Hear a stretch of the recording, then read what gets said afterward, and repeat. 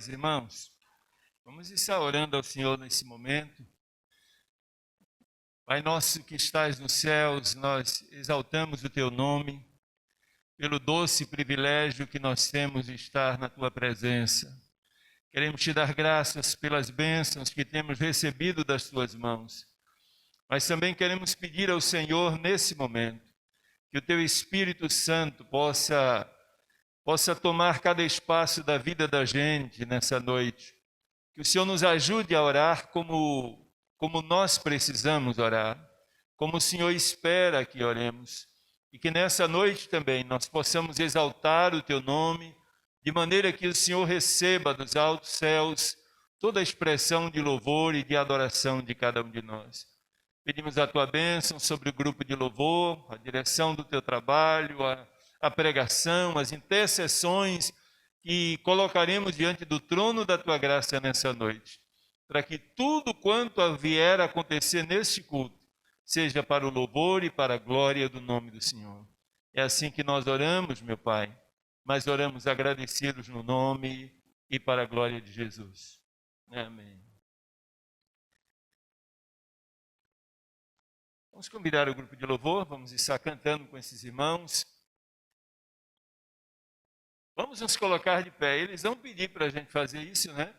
Então vamos nos colocar de pé nesse momento para que a gente possa cantar, mas vamos cantar animados esse neto onde estaremos sendo dirigidos pelo grupo de louvor da igreja.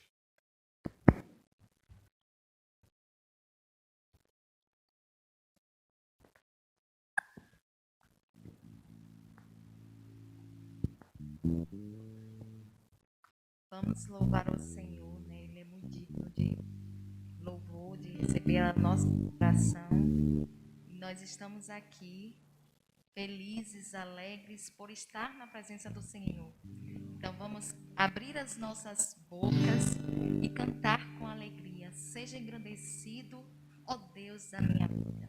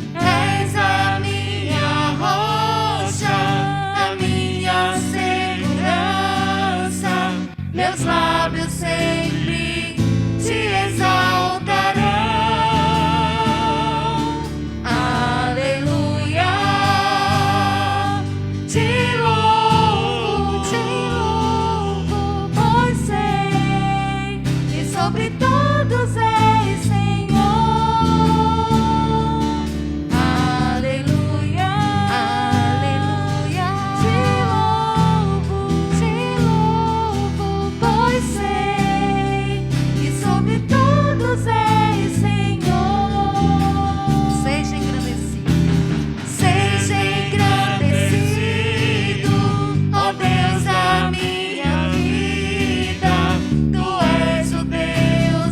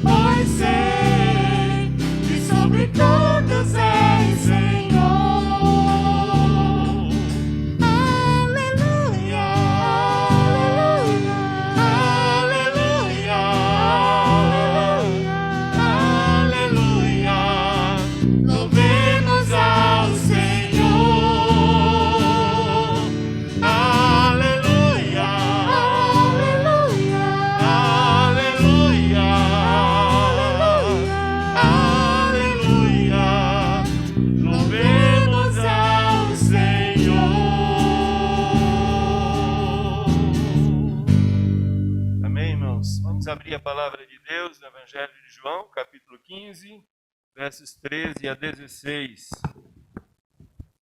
Evangelho de João, capítulo 15, versos 13 a 16.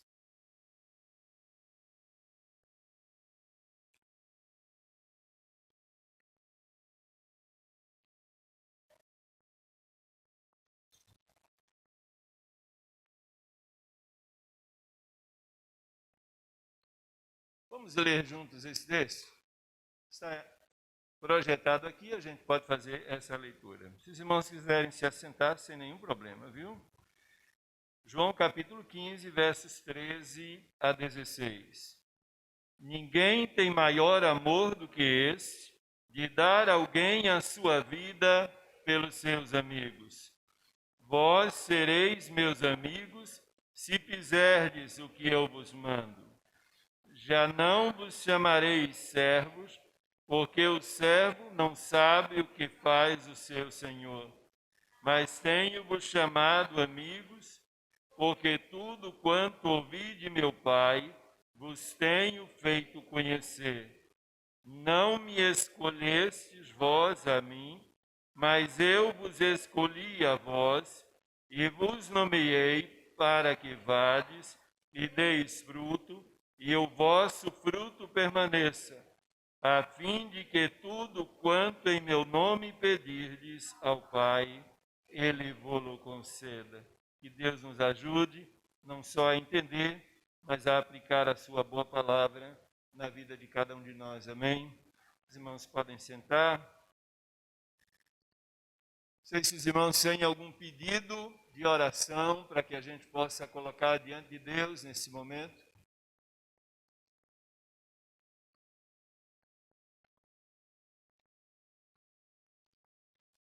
Vamos continuar orando pela irmã Antônia. A gente esteve na casa de irmã Antônia essa semana. Ela continua ainda debilitada, precisa das nossas orações. Casa de irmã Wanda também. Irmã Wanda sentindo ainda muitas dores. Tem sentido, né? Há um bom tempo. Que a gente esteja colocando diante do Senhor. Temos a irmã Marta, temos o irmão Lindolfo, nós temos também a irmã Judite.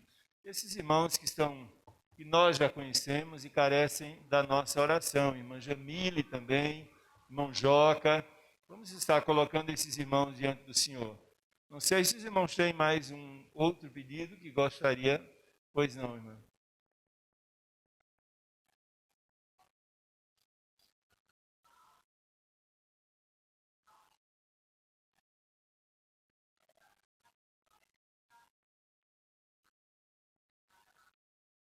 Ok.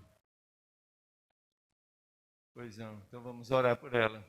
E também eu soube essa semana, conversando com a irmã Ellen, ela me disse que a mãe dela, Elga, teve um infarto e não estava, inicialmente não passou muito bem, óbvio, não é?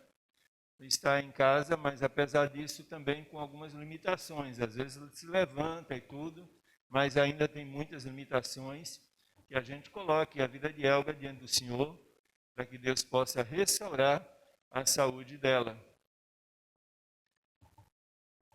Bem, se nós não temos mais pedidos para colocar diante do Senhor, pois não, irmão Rossi.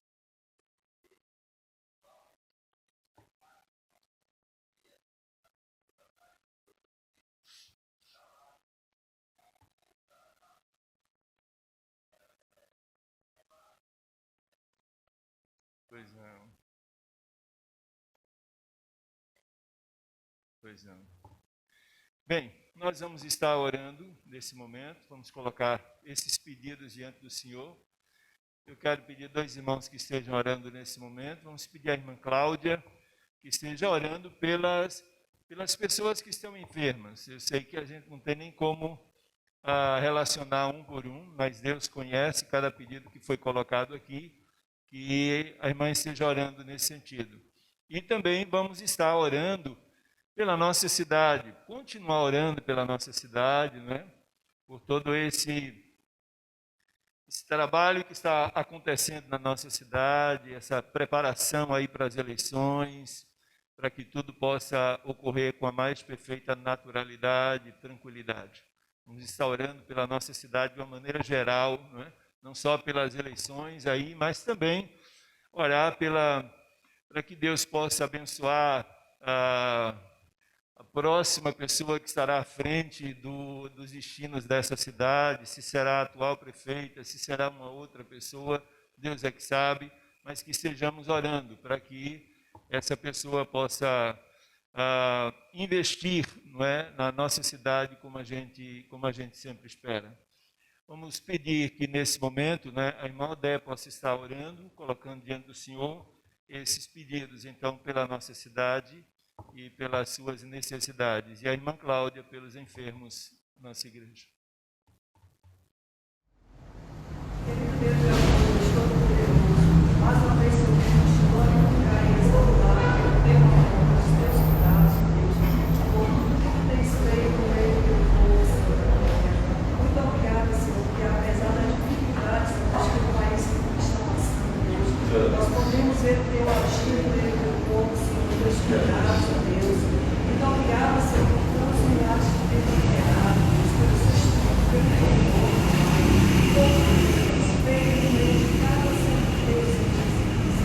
Pai, continuamos te suplicando, Deus, pela vida de cada servo teu, Senhor, assim como eu vejo, Pai.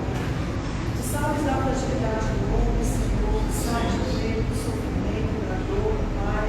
Tu nos conheces, Senhor, de todas as coisas, Pai.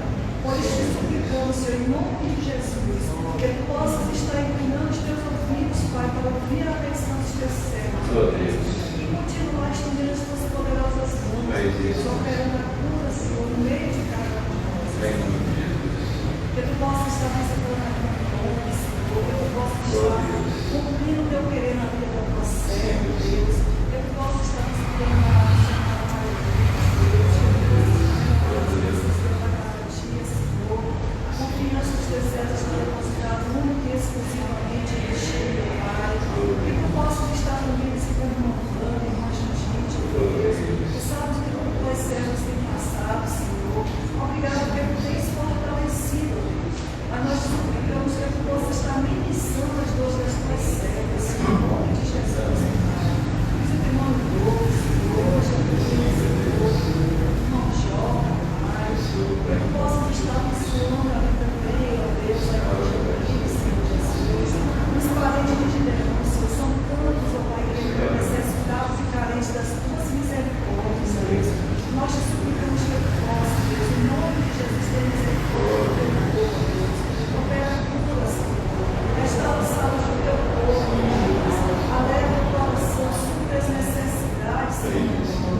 Que tu possas estar fortalecendo cada um na tua presença todos os dias. Que a tua paz possa reinar em cada coração, Deus. Que precisa que a igreja, Deus, tem sustentado. Muito obrigada, Senhor, que até aqui tu tens guardado, fortalecendo a tua serva, Senhor. Que tu possas estar cumprindo o teu propósito na vida da tua serva, Senhor. Que a tua vontade, que é boa, perfeita e agradável, possa estar se cumprindo na vida de cada servo teu, Senhor. Muito obrigada por tudo que tu tens feito, Senhor. E continuamos te suplicando, que nós somos necessitados e carentes das tuas misericórdias, Senhor. Continua guardando o teu povo, renovando as forças, Deus, curando as feridas, Deus, tanto físicas quanto emocionais e espirituais, Senhor. Muito obrigada por tudo, continua conosco, pegue as nossas palavras, no nome santo de Jesus. Amém. Pai, em continuação, Senhor, nós queremos te louvar, te agradecer, exaltar, Deus, porque tu és o nosso Deus, tu és o nosso refúgio, tu és a nossa fortaleza, tu és o nosso socorro e presente, Pai. Nós te louvamos, meu Senhor, porque sentimos, ó Deus, a tua presença neste lugar. Sentimos, ó Deus querido, que os teus ouvidos não estão agravados, que você possa nos ouvir, Pai.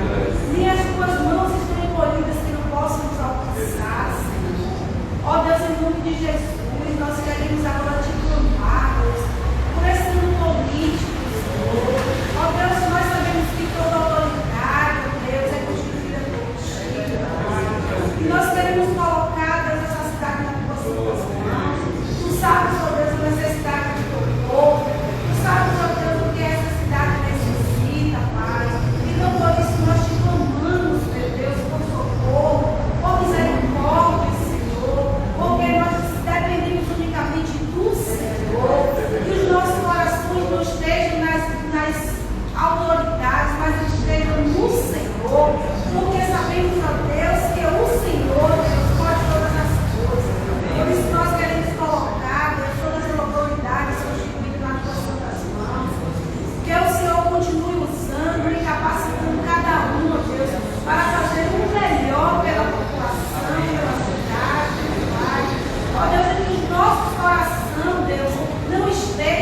adivinhar, nem ver, nem ser, Deus, mas que esteja, Senhor, colocando diante do Senhor o que é melhor lhe convém, Pai. Ó Deus, em nome de Jesus, que não somente a tua vontade seja prevalecida, porque só a tua vontade é boa, perfeita e agradável, Pai.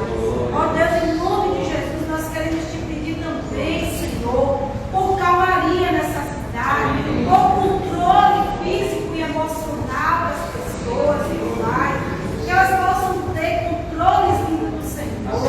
Ó Deus, que suas emoções possam estar unicamente vindas do Senhor.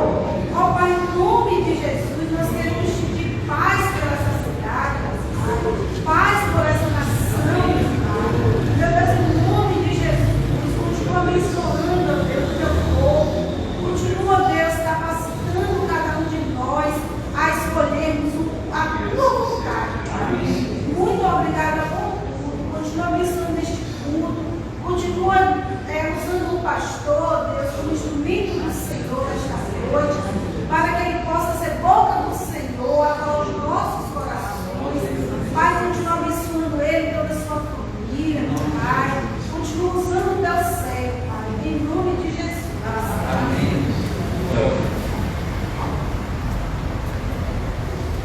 Bem, irmãos, gostaria só de lembrar os irmãos do conselho de que no próximo domingo, 9 horas, estaremos reunindo o conselho e esperamos a presença de todos os irmãos.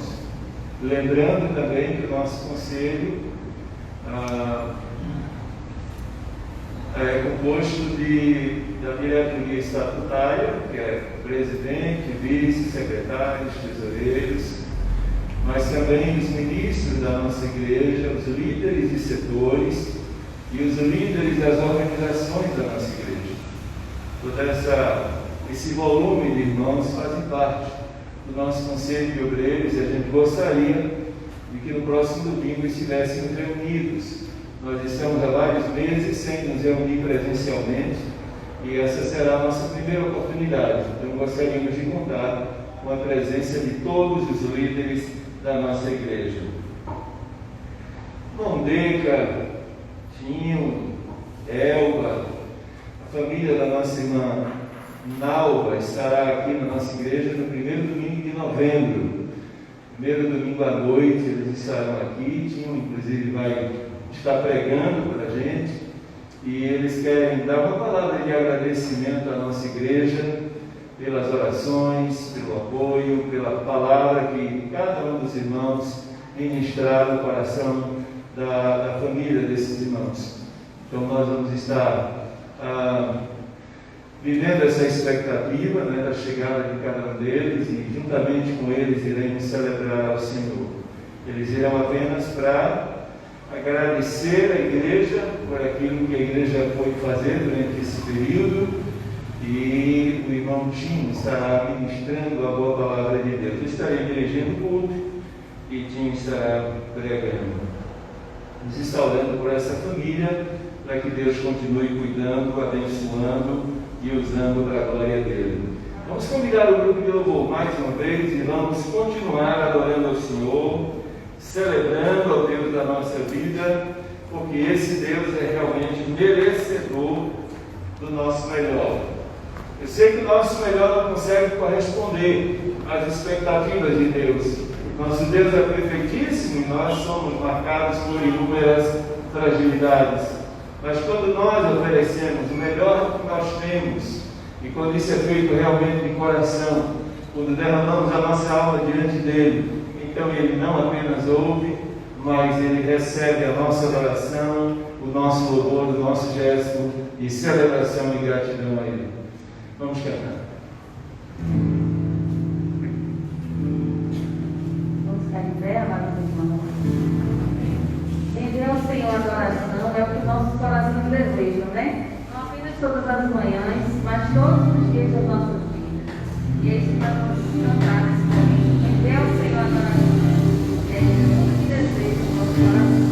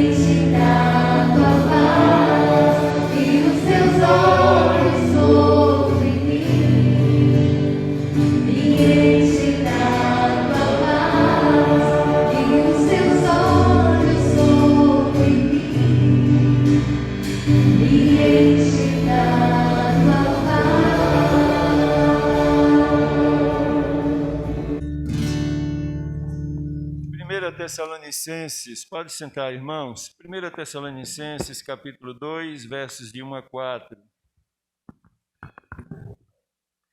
Primeira carta do apóstolo Paulo aos Tessalonicenses, capítulo 2, versos de 1 a 4.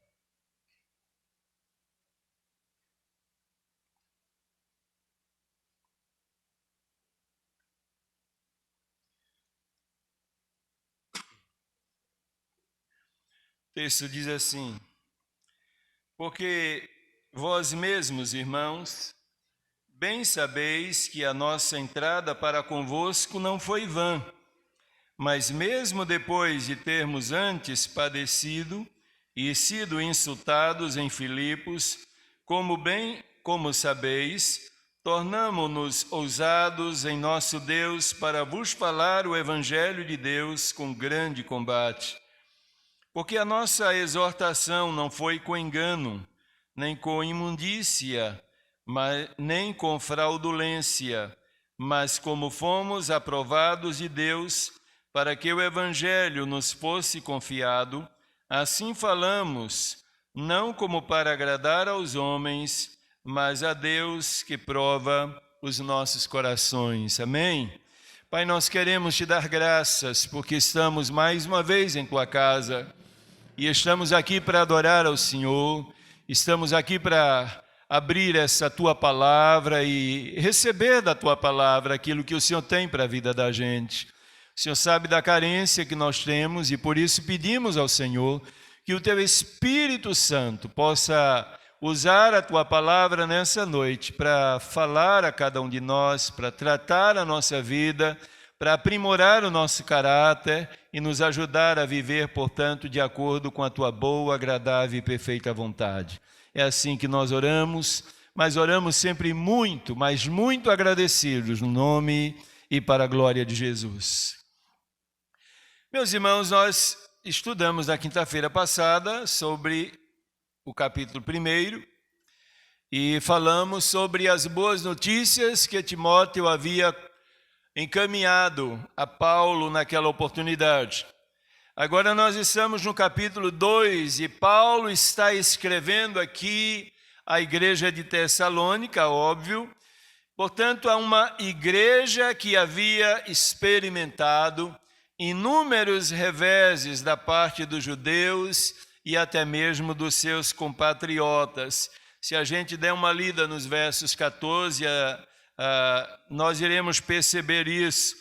Porque vós, irmãos, haveis sido feitos imitadores das igrejas de Deus, que na Judéia estão em Cristo Jesus, porquanto também padecestes o mesmo que os judeus lhes fizeram a eles.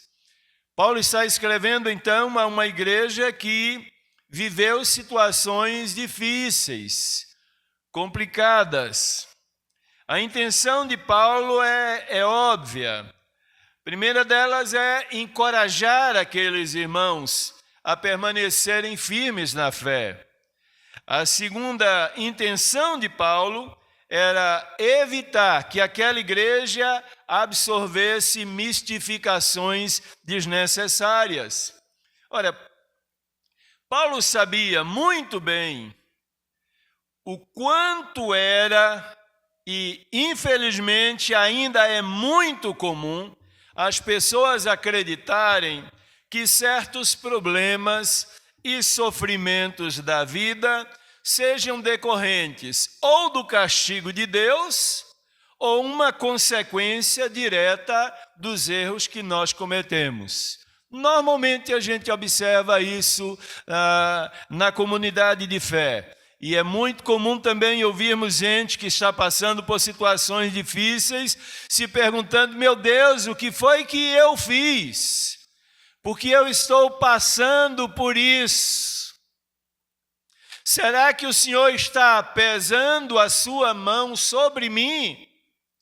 Paulo sabia que aquela igreja poderia ser possuída por esse tipo de mistificação desnecessária. E é por isso que ele está escrevendo agora esse capítulo de número 2. Se a gente der uma olhada para a carta de Pedro, primeira carta de Pedro, o capítulo 4, versos 12 a 14, a gente vai perceber que a impressão que a gente tem é que esse tipo de mistificação era muito presente na vida de alguns irmãos. Olha como Pedro escreve, 1 Pedro 4, 12 a 14. Amados, não estranheis a ardente prova que vem sobre vós, para vos tentar como se coisa estranha vos acontecesse. Mas alegrai-vos no fato de serdes participantes de Cristo, para que também na revelação da sua glória vos regozijeis e alegreis. Aí Pedro continua a sua reflexão dizendo, seu pensamento dizendo, se pelo nome de Cristo sois vituperados, bem-aventurados sois, porque sobre vós repousa o Espírito da glória de Deus. Quanto a eles, é ele sim blasfemado, mas quanto a vós, é glorificado. É isso que Pedro está dizendo. Se a gente der seguimento a esse texto, a gente vai perceber que Pedro vai dizer, olha, vocês não devem sofrer necessariamente por terem realmente cometido alguma coisa ruim, terem absorvido algum desvio de comportamento na conduta moral ou espiritual de vocês. Mas se vocês estão bem com o Senhor, então a perseguição, o problema, a dificuldade ou o sofrimento não deve ser motivo para mistificações. Por isso, meus irmãos, é que o apóstolo Paulo então vai procurar lembrar aqueles irmãos de Tessalônica algumas questões importantes que eu quero compartilhar com os irmãos. Todas essas questões que Paulo menciona aqui são questões que são elementos que estão presentes na conduta dele. Mas se a gente der uma olhada para as cartas de Paulo, a gente vai perceber que Paulo sempre tinha aquela tendência para dizer para a gente, olha, sejam meus imitadores, assim como eu sou de Jesus Cristo. Observem minha vida, minha conduta, a maneira como eu me movimento diante das dificuldades que eu tenho experimentado, e observem isso e coloquem isso em prática na vida de vocês. É o que Paulo está tentando colocar aqui para os crentes de Tessalônica. Então Paulo procura lembrar aqueles irmãos alguns elementos importantes. O primeiro deles está no verso de número 1. Paulo está dizendo aqui neste verso o seguinte: porque vós mesmos, irmãos, bem sabeis que a nossa entrada para convosco não foi vã. O que Paulo vai tentar ressaltar daqui para frente é o caráter daquele que serve a Deus. Durante todo o capítulo 2, Paulo não vai fugir dessa temática. Paulo quer que os crentes de Tessalônica, e que eu e você também, entendamos que é extremamente importante a manifestação desse caráter, bom caráter, caráter santo daquele que serve a Deus. William MacDonald afirmou que o primeiro e mais importante ministério de qualquer servo de Deus é o próprio caráter. James Denney, teólogo e pregador escocês, afirmou o seguinte: o caráter do crente é todo o seu capital. Portanto, quando o cristão perde seu caráter, ele perde tudo. É exatamente assim que acontece. Quando perdemos os elementos importantes do caráter de Cristo na nossa vida, nós também perdemos, e até a nossa pregação perde para a sociedade a importância e a credibilidade necessária. É por isso que Paulo vai enfatizar aqui o caráter daquele que serve a Deus. E à luz desse verso primeiro, Paulo está dizendo que o caráter daquele que serve a Deus deve ser marcado pelo que eu vou chamar de utilidade. Se você olhar para esse verso, vai perceber que isso está aí. Porque vós mesmos, irmãos, bem sabeis que a nossa entrada para convosco não foi vã. Do que é que Paulo está falando nesse verso aqui? Paulo está dizendo, olha, eu entrei na cidade de Tessalônica, depois de 3 semanas fui obrigado a deixar Tessalônica, mas quando saí de lá, como a gente já compartilhou quinta-feira passada, deixei uma congregação de gente convertida, de gente amável, de gente fiel e de gente dedicada ao Senhor. Naquele local, Paulo pregou, Paulo aconselhou, Paulo orou, Paulo intercedeu, Paulo ensinou, Paulo exortou, Paulo mudou realidades. Em suma, Paulo foi útil. A sua entrada não foi vã, não foi infrutífera, não foi sem objetivo algum. Paulo entra em Tessalônica e se torna útil nas mãos de Deus para mudar a realidade daquelas pessoas. Por isso é que ele está dizendo na parte última desse verso que a nossa entrada para convosco não foi vã. Para Paulo, meus irmãos, era incompreensível e até mesmo inadmissível a existência de um servo inútil na igreja do Senhor. Inadmissível. Talvez Paulo estivesse trazendo à sua mente as descrições de Jesus em João, Evangelho de João, capítulo 15, o verso de número 2, quando Jesus vai chamar a atenção dos seus discípulos naquela oportunidade para a seriedade da vida com ele. Jesus diz assim: toda vara em mim que não dá fruto, que não é útil, atira e limpa toda aquela que dá fruto, para que dê mais fruto. Então, na mente de Jesus, é inconcebível e também inadmissível que haja na sua igreja um servo inútil. Então, a questão que a gente gostaria de perguntar é a seguinte: você é servo de Deus? Você é verdadeiramente um servo de Deus? Então, responda para você mesmo essa pergunta.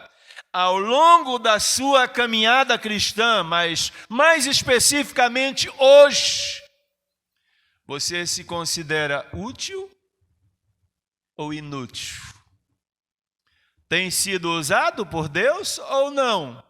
Tem se deixado usar por Deus para o louvor da glória dele ou não?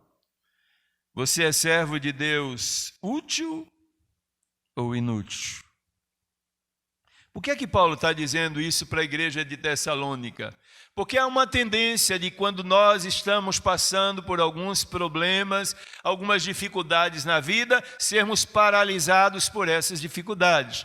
Como a igreja de Tessalônica estava sendo oprimida por aqueles pseudo-cristãos, judeus cristãos, e até mesmo pela sociedade de Tessalônica, Paulo receava que aquela igreja perdesse a sua capacidade de se deixar envolver pelo Senhor na sua obra e perdesse o valor, a importância, a credibilidade por conta da sua inutilidade.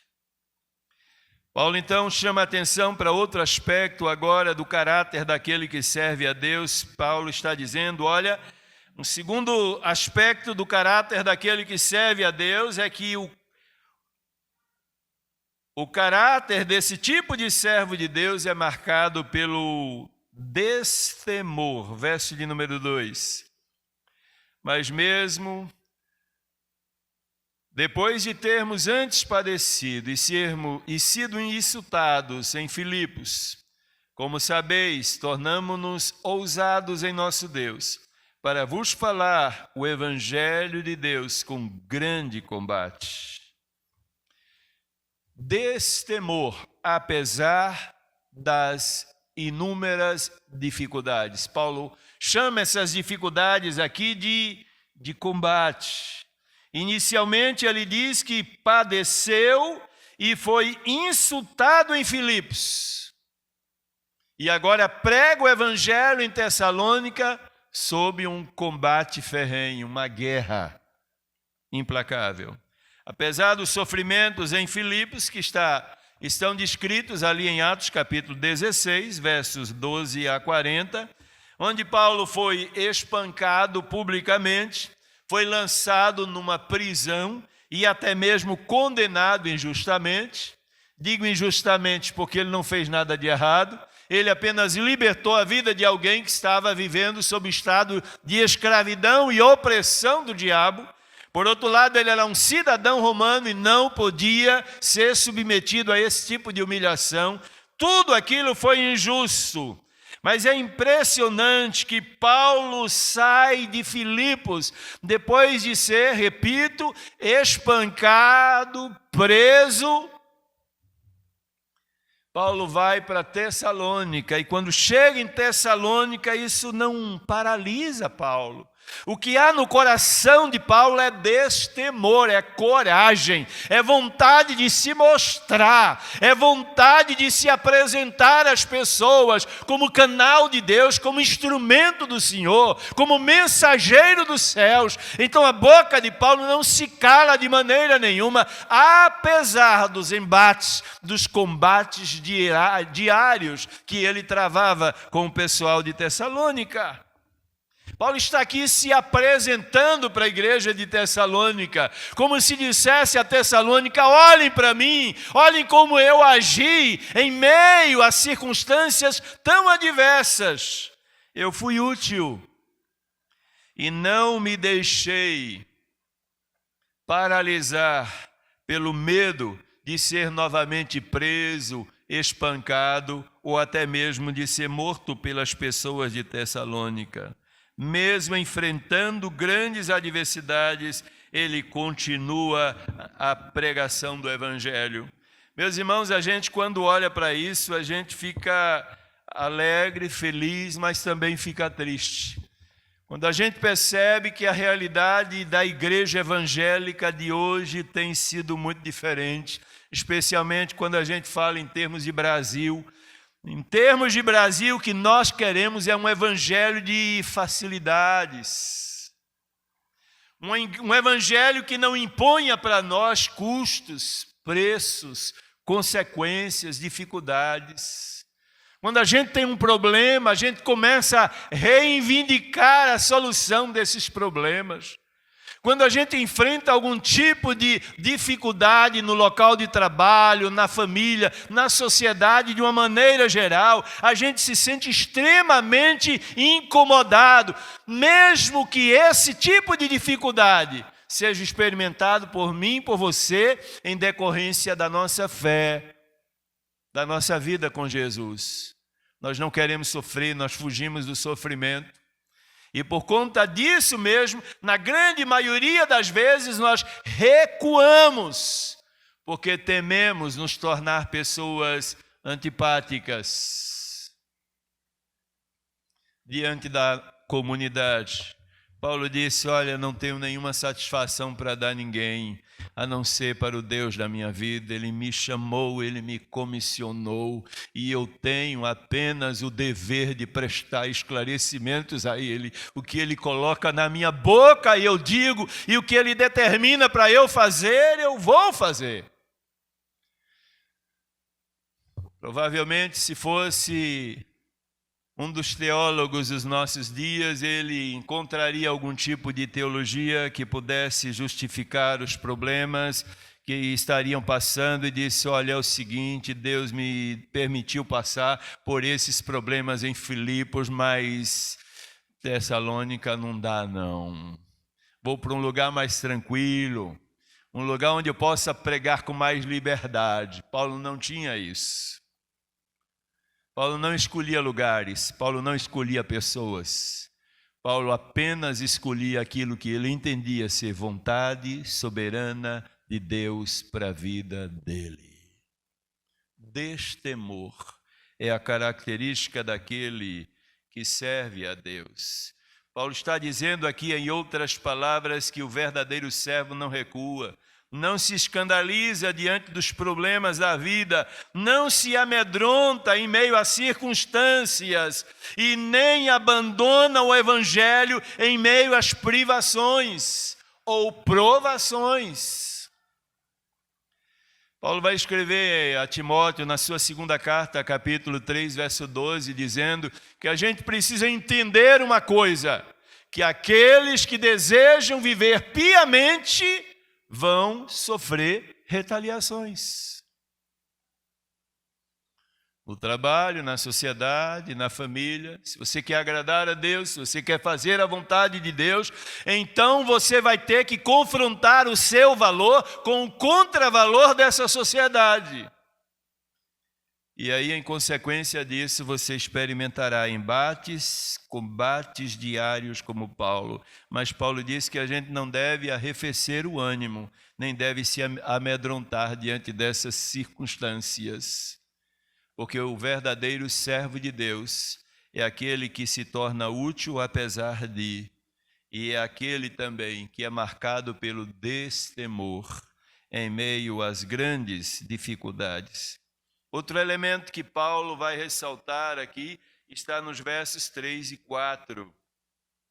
Quando ele diz assim, porque a nossa exortação não foi com engano, nem com imundícia, nem com fraudulência, mas como fomos aprovados de Deus, para que o evangelho nos fosse confiado, assim falamos, não como para agradar aos homens, mas a Deus que prova os nossos corações. Em síntese, Paulo está dizendo, o verdadeiro servo de Deus é marcado também pelo que ele vai chamar aqui de verdade, verdade absoluta de Deus. Sua pregação é de Deus, é o que ele está dizendo aqui, e suas motivações não são os interesses próprios e escusos, mas é o cumprimento da vontade soberana de Deus na sua vida. É interessante que ele vai fazer algumas exemplificações aqui de como ele pregava a verdade, se dirigia pela verdade, nunca se afastava dela. Ele vai dizer nos versos 4 e 5, que ele nunca foi capaz de pregar para agradar pessoas, mas como fomos aprovados de Deus para que o evangelho nos fosse confiado, assim falamos, não como para agradar aos homens, mas a Deus que prova os nossos corações.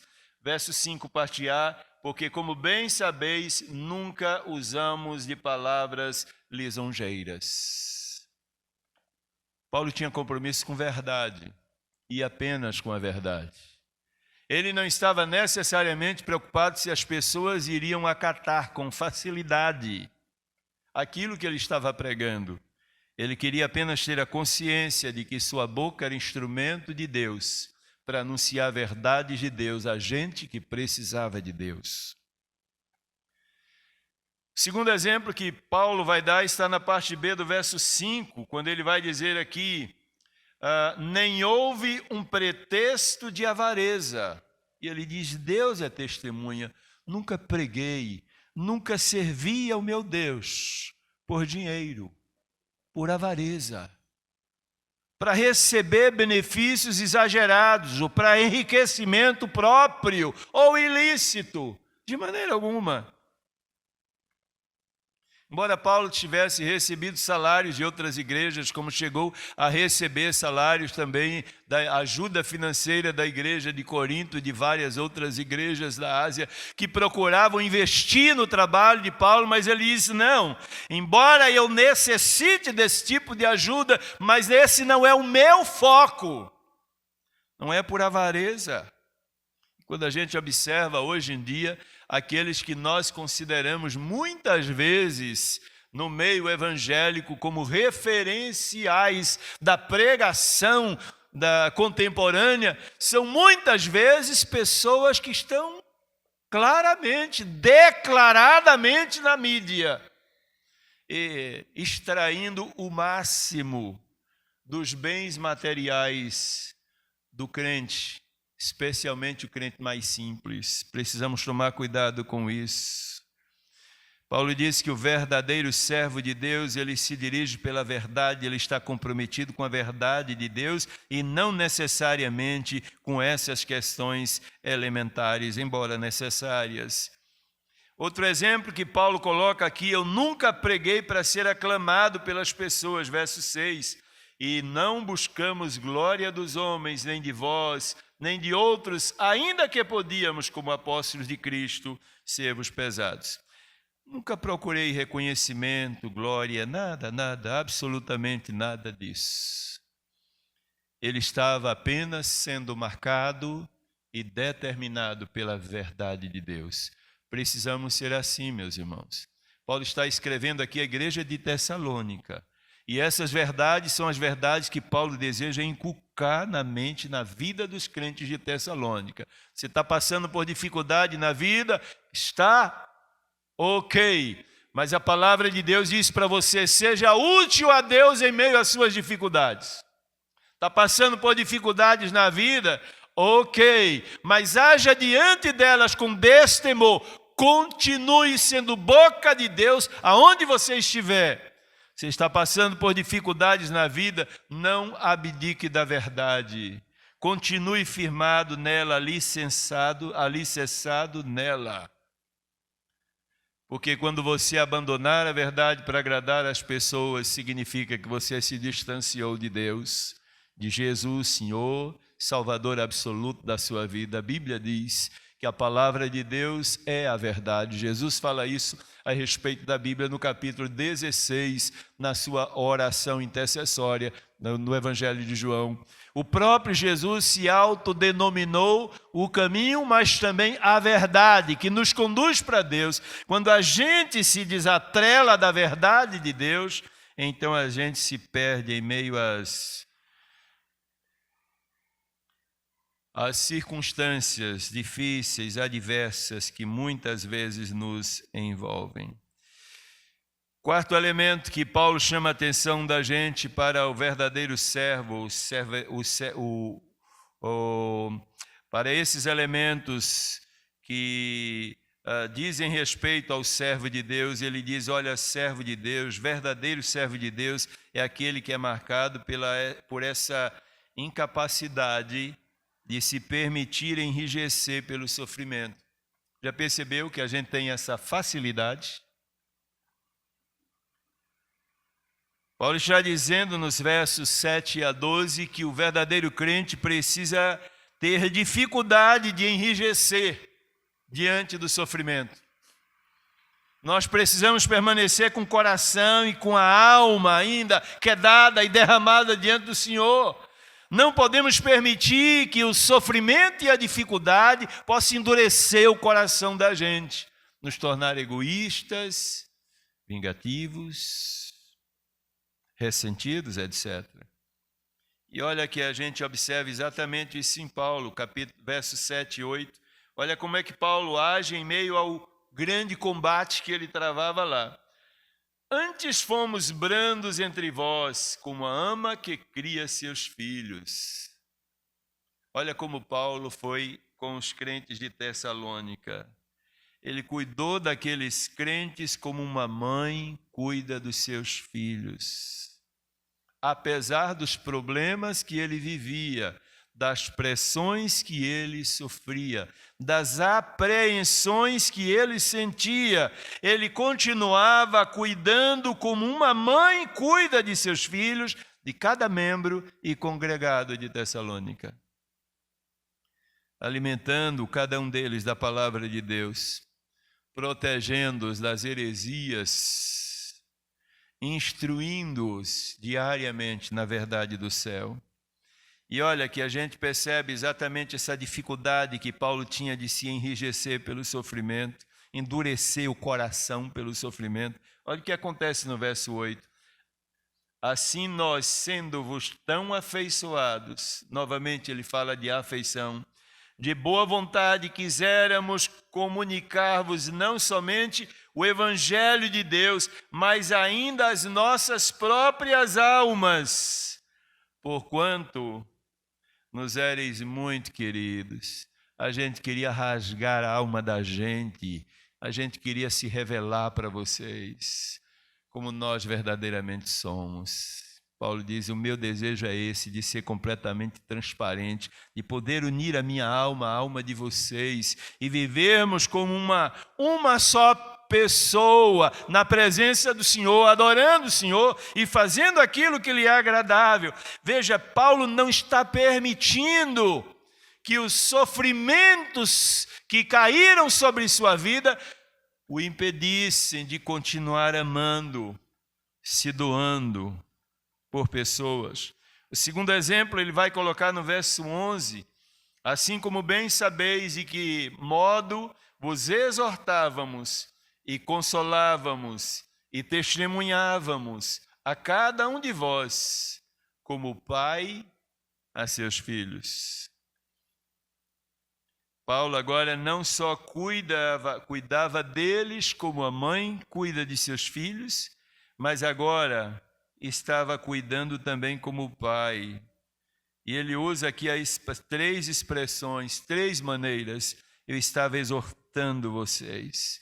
Exortar é empurrando vocês para frente. Em meio à dificuldade, eu estou dizendo: vamos, tenham ânimos, não se deixe paralisar, continuem crendo, continuem acreditando, nosso Deus está conosco, nada disso pode nos abalar. Permaneçam firmes na fé, exortação, consolo no momento de alguma perda significativa, de algum problema que atingiu a ovelha, que atingiu a alma daqueles irmãos. Então Paulo estava ali pronto para ministrar consolo e conforto, para dizer: vou orar por você, meu Deus vai abençoar você, não tema, você está sendo cuidado e amparado por Ele. Paulo usa outra expressão no verso 11 aqui, testemunhando. É como se ele estivesse dizendo: olha para mim, Eu tenho passado por duras provas, mas apesar disso estou aqui de pé, porque vale a pena servir ao Senhor. Continue de pé. Ele agindo como pai, como mãe, não permitindo que o coração dele se enrijecesse pelo sofrimento. Esse era um dos grandes medos de Paulo, que aqueles crentes começassem a passar por problemas, os problemas externos, né?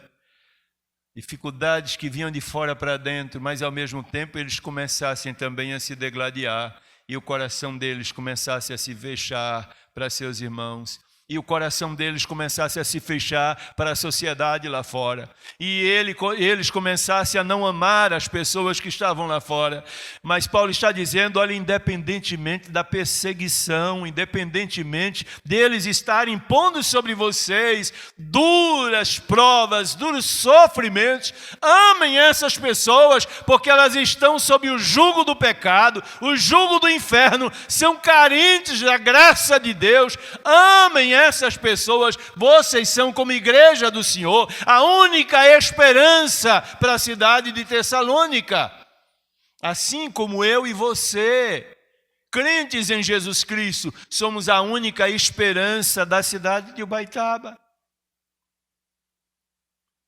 Somos nós que devemos amar essa cidade, somos nós que devemos interceder a Deus por elas, somos nós que devemos colocar diante do Senhor, como fizemos hoje à noite aqui, a nossa súplica, clamando ao Senhor por paz, por quietude, por prosperidade nessa cidade. Somos nós os canais de Deus para abençoar o povo de Ubaitaba.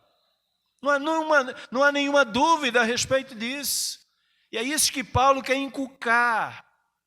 Olha, não olhe no momento de eleição para partidarismos, não. Cada pessoa que está ali, defendendo o seu partido, são pessoas carentes de Deus, que precisam da graça de Deus, do Evangelho de Deus. Elas precisam ser alcançadas pelo poder do Evangelho, precisam nascer de novo.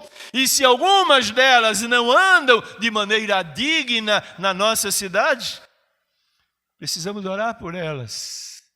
Nós somos a esperança para elas, porque nós podemos chegar ao céu e clamar a Deus para que Ele possa mudar o coração dessas pessoas. A Bíblia diz que o nosso Deus é o Deus que dirige o coração do rei na direção que Ele quer, amém?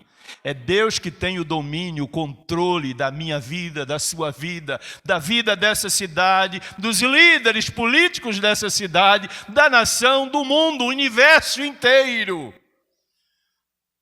É regido, o universo inteiro é controlado pelo poder do Deus a quem eu e você servimos.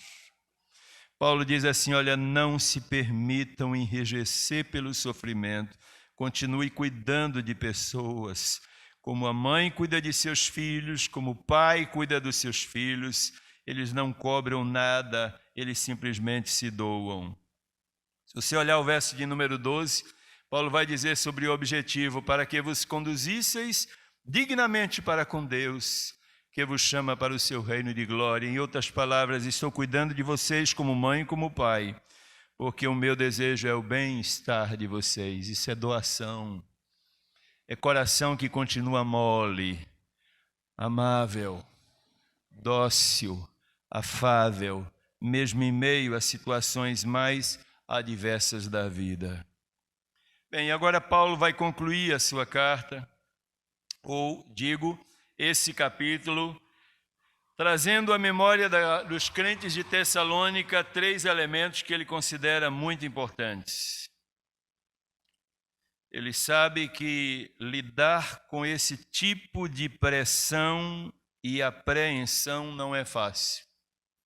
Então ele tenta agora chamar a atenção dos crentes para algumas questões. A primeira delas está no verso de número 13. Por isso também damos sem cessar graças a Deus, pois havendo recebido de nós a palavra da pregação de Deus, a recebestes não como palavra de homem, mas segundo é na verdade como palavra de Deus, a qual também opera em vós, os que crestes. Deixa eu dizer uma coisa importante aqui. Nós precisamos sempre estar trazendo à nossa memória, meus irmãos, a origem que nós temos em Cristo Jesus. É isso que Paulo está querendo dizer. Olha, lembra de uma coisa, irmãos de Tessalônica, lembra como vocês entregaram a vida para Jesus? Lembra o que era a Bíblia para vocês? Era a palavra de Deus. Lembra do que o Evangelho representava para vocês? Era a palavra de Deus. Mensagem de Deus para o coração de vocês. Não percam isso de vista.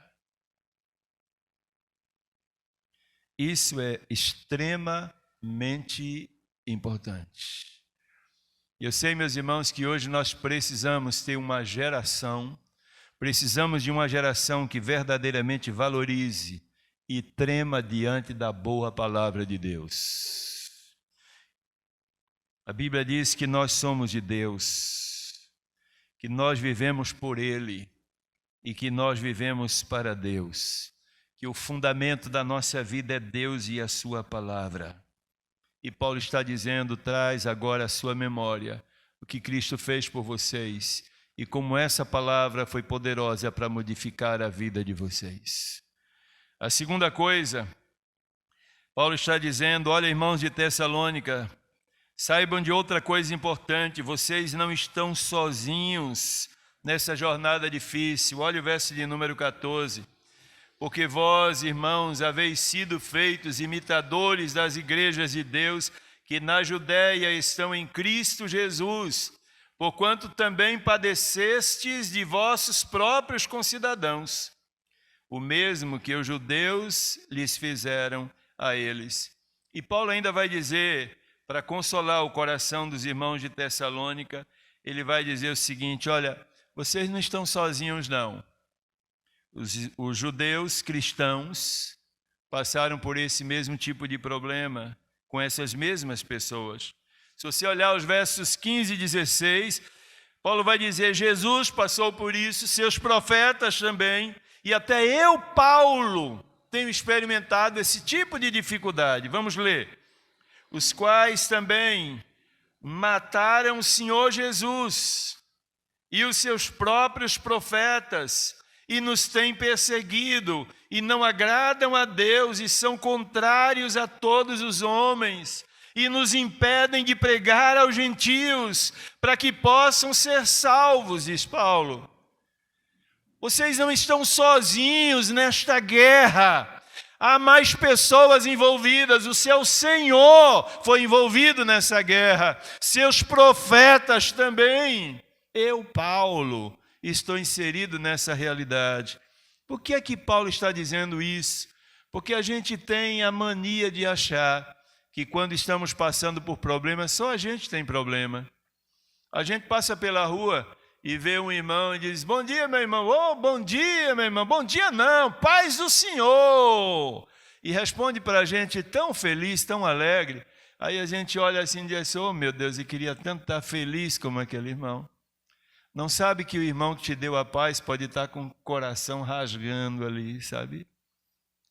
Rasgando e sangrando, porque está passando por algum problema em casa, ou com o esposo, ou com algum filho, um problema de ordem pessoal, uma enfermidade que ainda é uma incógnita para ela, está ali com o coração rasgando e sangrando, mas responde alegremente, paz do Senhor. Paulo está dizendo, olha, não pense que só vocês têm problemas. Há muita gente passando por dificuldades. Versos 14, 15 e 16. E para finalizar, Paulo diz assim, Paulo lembra para aqueles irmãos o seguinte, olha, na vida cristã, distância não é impedimento para a gente manifestar amor. Não é impedimento. Paulo está dizendo nos versos 17 a 20, eu não posso ver vocês, fui impedido disso. Tentei 2 vezes, Satanás me impediu. Eu não posso visitar vocês, não posso estar fisicamente aí. Tenho que manter esse distanciamento social de vocês. Mas apesar disso, nunca se esqueçam, meu coração está voltado para vocês. Eu tenho um carinho muito especial por cada um de vocês. Quando Paulo diz isso, ele está dizendo que o amor de Cristo, que um dia invadiu o meu e o seu coração, não tem barreiras geográficas. Ele consegue se manifestar na vida dos que estão perto, bem como na vida daqueles que estão longe. Paulo estava dizendo para os crentes de Tessalônica: não pense que porque vocês estão passando por essa série de problemas que vocês não são amados por Deus. Deus ama vocês. Não pense que por eu estar impossibilitado de me aproximar de vocês, de chegar a Tessalônica, que não são amados por mim. Eu amo vocês. Paulo está dizendo: o amor de Deus não se pode, implementar limites ao amor de Deus. Uma vez que Ele fisgou a gente, Ele se manifesta através da gente, para com aqueles que estão perto e para com aqueles que estão longe. Eram palavras que traziam consolo ao coração dos crentes de Tessalônica, em meio a tantas dificuldades. Em meio a situações de pressão, de opressão, de perseguição ou de sofrimento, irmãos, Paulo nos ensina a manter o caráter de servo de Deus. E qual é o caráter do servo de Deus? É aquele que é marcado pela utilidade, pelo destemor diante das dificuldades, pela verdade de Deus, pela incapacidade de se enrijecer, ou de se deixar enrijecer pelos problemas. Porque nós sabemos quem nós somos, por quem fomos resgatados e quem é o Deus e Senhor da nossa vida. Amém? Ele se chama Jesus de Nazaré e um dia foi cravado na cruz do Calvário, para que a gente entenda de uma vez por todas que se Ele foi capaz de sofrer por nós, por que nós não devemos sofrer por Ele? Porque nós não podemos então passar por algumas dificuldades e limitações que a própria realidade humana impõe para a vida da gente.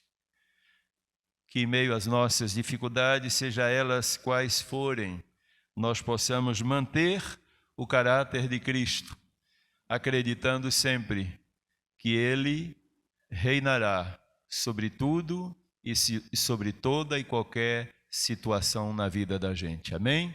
Que Ele nos abençoe. Meus irmãos, vamos nos colocar de pé nesse momento, vamos orar ao Senhor.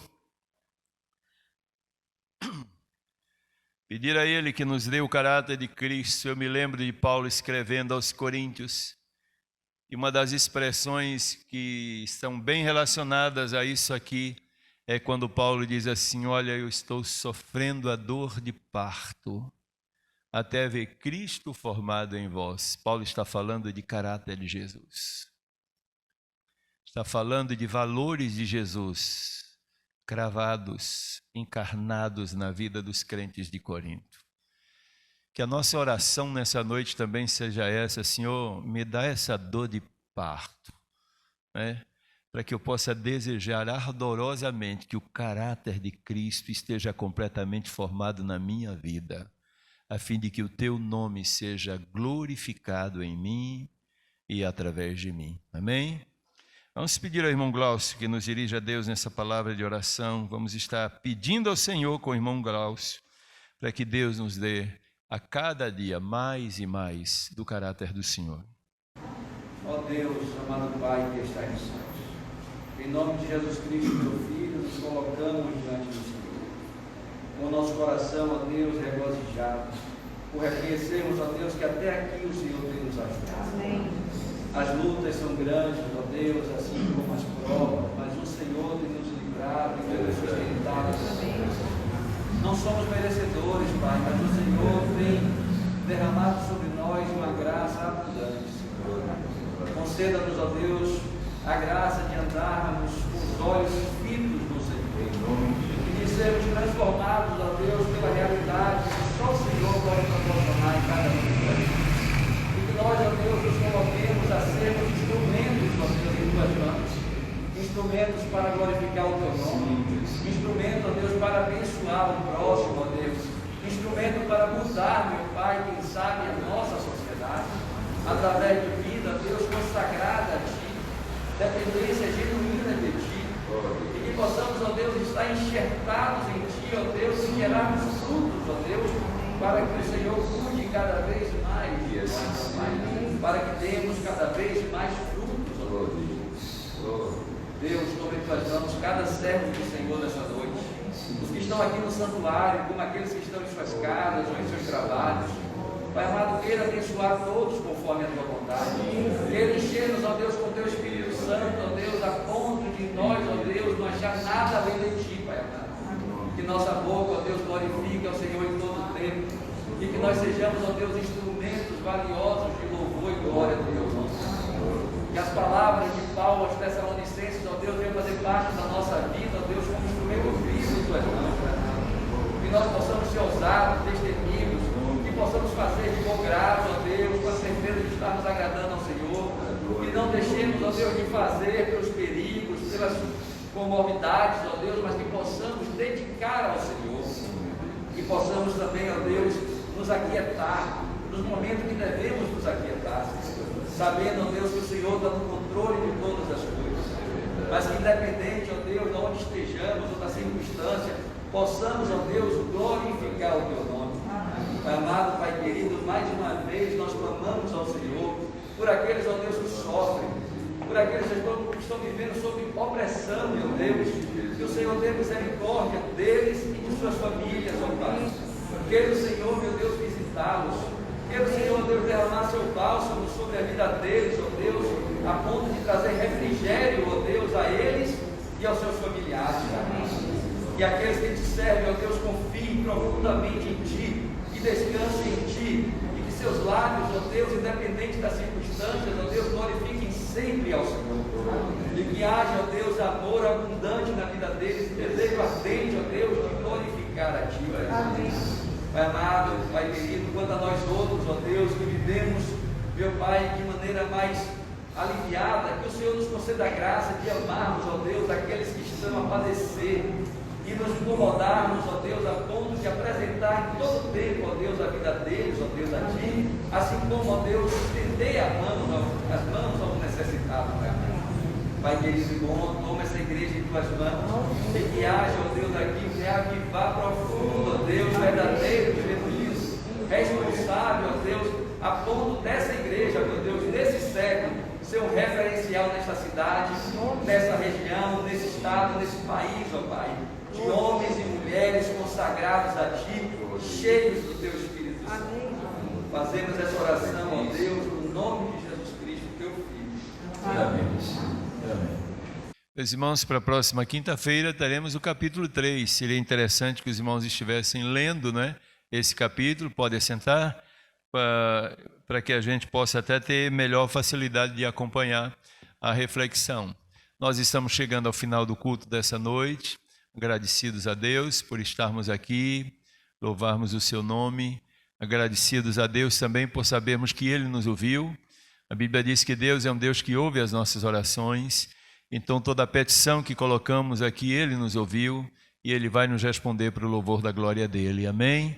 Deus conceda uma noite tranquila a cada um dos irmãos e um final de semana debaixo do cuidado dEle.